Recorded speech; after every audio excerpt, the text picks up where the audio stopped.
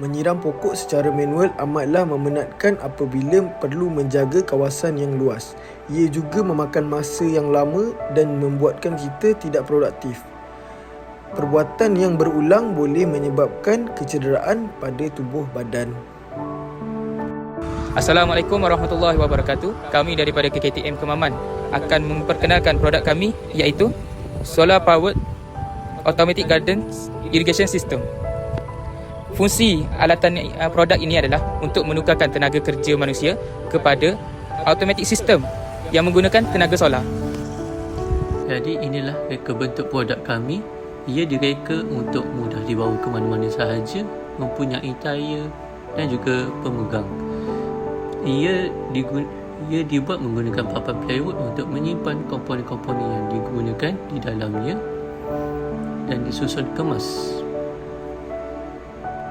Antara komponen utama sistem ini adalah solar panel, iaitu untuk menukarkan cahaya matahari kepada DC electrical power, kemudian solar charge controller untuk regulate charging ataupun protect bateri daripada overcharge, kemudian bateri untuk menyimpan solar energy untuk operasi sistem, kemudian automatic timer untuk menjadikan sistem kita automatik, dan DC water pump untuk pump air ke tanaman.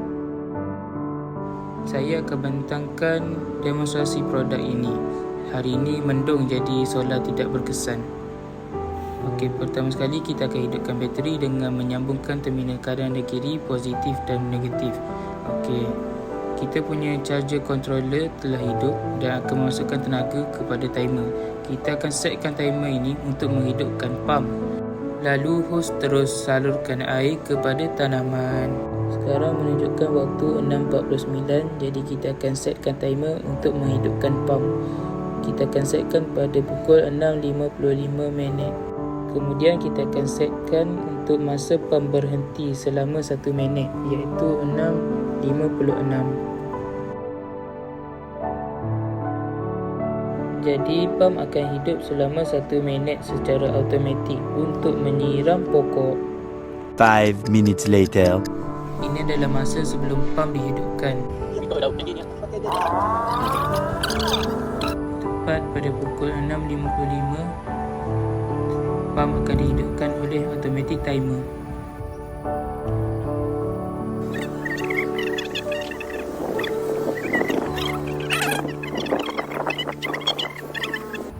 Setelah 1 minit, pump akan berhenti secara automatik.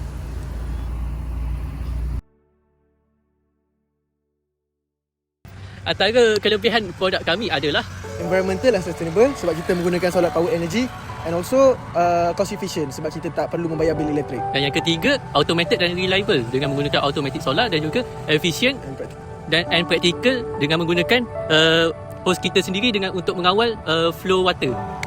Itu saja daripada kami, Smart Energy using solar power. Sustainable future start today. Thank you.